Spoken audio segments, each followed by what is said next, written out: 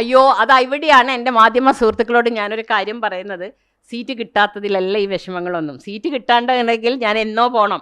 കാരണം 96-ൽ നൂർബിന റഷീദിനെയായിരുന്നു കോഴിക്കോട് സൗത്തിൽ പറഞ്ഞത്. ഖമറുന്നിസ അൻവർ വന്നു, അവരോടൊപ്പം നിന്ന് പ്രവർത്തിച്ചു. 2011-ൽ ഡൽഹിയിൽ ഇന്ത്യയെ റെപ്രസെൻ്റ് ചെയ്തിട്ട് ഇൻ്റർനാഷണൽ വിമൻസ് ഡേൻ്റെ 100th ഇയറിൽ അവിടെ ഞാൻ നിൽക്കുമ്പം അവിടെ നിന്ന് 2011-ലെ തെരഞ്ഞെടുപ്പിലേക്ക് ഗുരുവായൂരിലോ ഇരവിപുരത്തോ നിൽക്കണമെന്ന് പറഞ്ഞിട്ട് എന്നെ വിളിച്ചു വരുത്തിയിരുന്നു. എൻ്റെ കയ്യിൽ നിന്ന് കുറേ പല രീതിയിലുള്ള മാനസിക പ്രയാസം അന്നും ഞാനൊന്നും പറഞ്ഞിട്ടില്ല, ഇന്ന് വരെ പറഞ്ഞിട്ടില്ല. പിന്നെ തോറ്റതായില്ല. ഒരു സുഹൃത്ത് പറഞ്ഞു, മുനീർ സാഹിബ് ഇട്ടേച്ചു പോയ മണ്ഡലമാണ്. ഇത് തന്നെയാണ് സമൂഹ മാധ്യമങ്ങളിൽ പറയുന്നത്. നിങ്ങൾ പറയേ അല്ലല്ല, സിറ്റിംഗ് സീറ്റ് എന്ന് പറയുന്നത് രണ്ട് പ്രാവശ്യം ജയിച്ച് അല്ല. സിറ്റിംഗ് സീറ്റാണെങ്കിൽ അദ്ദേഹത്തിന് അവിടെ മത്സരിക്കാം. അദ്ദേഹത്തിന് ആരോഗ്യപരമായ കാര്യങ്ങളുണ്ട്. അതല്ല നിങ്ങളുടെ കാര്യമല്ല, ഞാൻ എൻ്റെ കാര്യമാണ് പറയുന്നത്. ഞാൻ പറഞ്ഞില്ലേ, എനിക്ക് എൻ്റെ കാര്യമല്ലേ പറയാൻ പറ്റുള്ളൂ, നിങ്ങളുടെ കാര്യം അല്ലല്ലല്ല. തോൽവിക്ക് കാര്യം ഒന്നുമല്ല, ഒരു തോൽവി വ്യക്തിയല്ല. അത് നിൽക്കുന്നത് പാർട്ടിയാണ്, പ്രസ്ഥാനമാണ്, നിലപാടാണ്. തോറ്റതിൻ്റെ കാരണം എന്താണെന്ന് ഞാൻ എൻ്റെ പാർട്ടിയെ ബോധ്യപ്പെടുത്തിയിട്ടുണ്ട്. തോറ്റ എല്ലാ സ്ഥാനാർത്ഥികളുടെ മണ്ഡലങ്ങളും പിരിച്ചുവിട്ടിട്ടില്ല. ഞാൻ പ്രതിദാനം ചെയ്ത ഞാൻ നിന്ന മണ്ഡലത്തിലെ പാർട്ടി പിരിച്ചുവിട്ടിരുന്നു. അപ്പോൾ തന്നെ പാർട്ടി അല്ല, അതിപ്പോൾ പറയണ്ടില്ല, അത് ഞാൻ പാർട്ടിയെ ബോധ്യപ്പെടുത്തിയിട്ടുണ്ട്. അല്ല, ഒരിക്കലും അല്ല. ഞങ്ങൾക്ക് മൂല്യത്തിൻ്റെ അടിസ്ഥാനമായിട്ടാണ് വനിതാ ലീഗ്. അല്ല, ഞാൻ പറഞ്ഞിട്ടെ,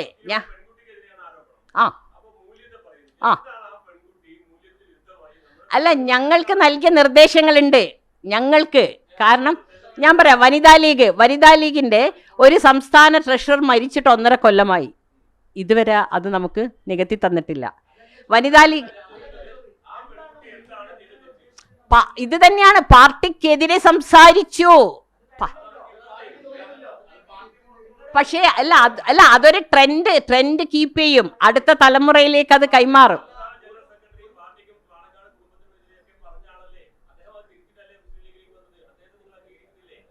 ആരാണ്?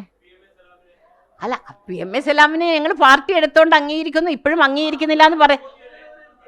ഞങ്ങൾക്ക് മൂല്യാധിഷ്ഠിതമായി ഇല്ലെങ്കിൽ അതിൽ നിന്ന് മാറിക്കാനല്ലോ ഞാൻ വരുന്നത്. അതന്നല്ലേ ഞാൻ പറയുന്നത്.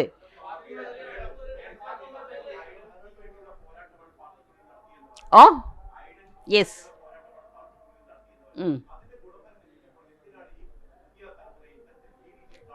പുതിയ തലമുറയിൽ ഞാൻ പറഞ്ഞില്ലേ, പുതിയ തലമുറ വഴിതെറ്റാൻ പാടില്ല. വേണ്ട, ഞാൻ പറയാം.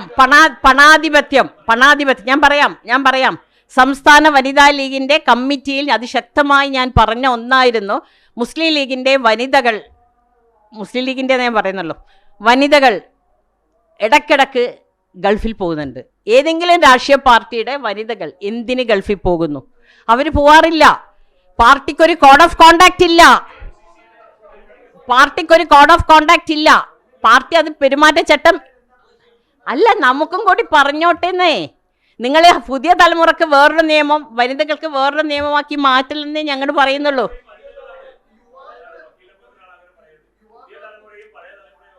പക്ഷെ പുതിയ തലമുറ ഒരുപാട് പേരുണ്ട്. ഞങ്ങൾക്ക് ഒരുപാട് ചട്ടക്കൂടുകളാണ്. നമ്മുടെയൊക്കെ അല്ല, എന്തിനാണെന്ന് പറയണം. പിന്നെ ഞങ്ങൾ നാളെ പിറ്റേന്ന് യെസ്, അതെ, അത് ആണുങ്ങൾ തീരുമാനിക്കട്ടെ. പണാധിപത്യം വലിയൊരു വിപത്താണ് സൃഷ്ടിക്കാൻ പോകുന്നത്. പണാധിപത്യം. എന്താണ്?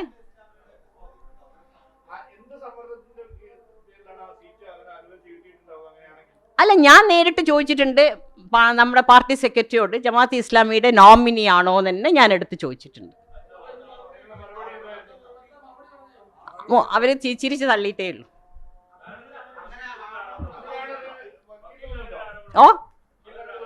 എനിക്കറിയില്ല, ഞാനൊന്നും വിശ്വസിക്കുന്നില്ല. പാർട്ടി നേതൃത്വം പ്രഖ്യാപിച്ചു. പക്ഷെ ഒരു കൺസോൾട്ടേഷൻ ഇവിടെ ഉണ്ടാവാൻ പാടില്ല. വർഗീയപരമായിട്ട് ഇവിടെ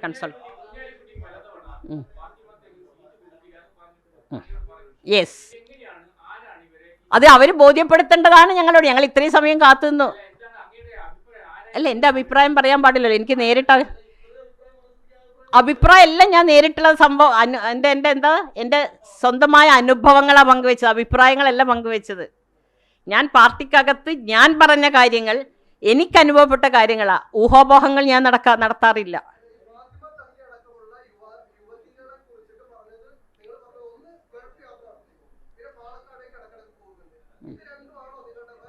അല്ല, നമുക്ക് ആർക്കും സമരത്തിൽ പങ്കെടുക്കാൻ പാടില്ലെന്നാണ് വനിതാ ലീഗ്. ഞാൻ പറഞ്ഞില്ലേ, സമരത്തിൽ വനിതാ ലീഗ് ഒന്നും പങ്കെടുക്കാൻ പാടില്ല. അതെനിക്കറിയില്ലല്ലോ, പാർട്ടിയോട് ചോദിക്കണ്ടേ.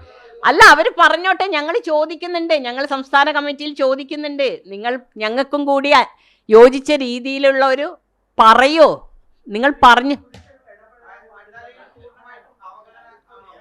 യെസ്, തീർച്ചയായും. അതല്ല, ഞാനൊന്ന് പറയട്ടെ. ഓക്കെ.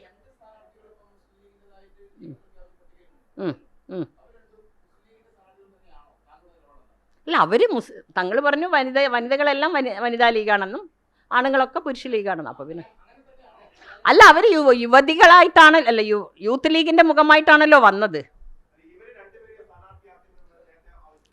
ജയന്തിയുടെ ആവശ്യപ്പെട്ടിട്ടില്ല, ഞങ്ങൾ ജയന്തിയുടെ ആക്കരുത് എന്നൊന്നും നമ്മൾ പറഞ്ഞിട്ടില്ല, അത് അവർക്കിട്ട്. ഫാത്തിമയുടെ ആവശ്യപ്പെട്ടിട്ടുണ്ട്. സാമ്പത്തിക ആരോപണം മാത്രമല്ല സുഹൃത്തെ, നമ്മളിപ്പം ഈ സോഷ്യൽ മീഡിയയ്ക്ക് വേണ്ടിയാണ് അവർ അറസ്റ്റ് വരിക്കുന്നത്. ഈ മുസ്ലിം ലീഗിൻ്റെ സംസ്ഥാന കമ്മിറ്റിയിലെ പലരും ഞങ്ങളോട് പറഞ്ഞു, അവർ കോർപ്പറേഷനിൽ സ്ലാബ് വീണ് മരിച്ച ആ ധർണയിൽ വെച്ച് അവരെടുത്ത ചിത്രങ്ങൾ നിങ്ങൾ എന്തുകൊണ്ട് ഈ സമരങ്ങളിൽ ആരും പങ്കെടുക്കുന്നില്ലേ? ഈ ഫോട്ടോഷൂട്ടിന് വേണ്ടിയുള്ള സമരങ്ങളും അറസ്റ്റുമാണോ നമുക്ക് ആവശ്യം? യഥാർത്ഥത്തിൽ മറ്റെത്ര യൂത്ത് ലീഗിൻ്റെ കുട്ടികൾ ഇത്തരം സമരങ്ങളിൽ അറസ്റ്റ് വരിച്ച് ജയിലിൽ പോയി. ഈ ഫോട്ടോഷൂട്ടിലുള്ള സംസ്കാരമാണ് നമ്മൾ മാറ്റേണ്ടത്. നിങ്ങൾ പണിയെടുക്കൂ, പൊരുതിയിട്ട് തന്നെയാണ് ഞങ്ങളും സമരം ചെയ്തിട്ടുണ്ട്. ഞങ്ങളും മോദിയുടെ ഡൽഹിയിൽ പോയിട്ട് വനിതാ ലീഗ് ആക്ടിനെതിരെ, മോദിക്കെതിരെ ഞങ്ങൾ സമരം ചെയ്തിട്ടുണ്ട്. ഞങ്ങൾ മോദി മഫ്ത ഊരാൻ പറഞ്ഞപ്പോൾ അതിനെതിരെ ഞങ്ങൾ സമരം ചെയ്തിട്ടുണ്ട്. പക്ഷെ റീലാണ് തന്നെ പ്രശ്നം, റിയൽ ലൈഫിലാണ് വേണ്ടത്. റീൽ ഉണ്ടാക്കാന്ന് വെച്ചാൽ വളരെ എളുപ്പമാണ്. രാവിലെ എണീച്ചിട്ട് ഒരു ഫോട്ടോഗ്രാഫർ, ഇത് കണ്ടു വളരുന്ന യുവതലമുറ റീൽ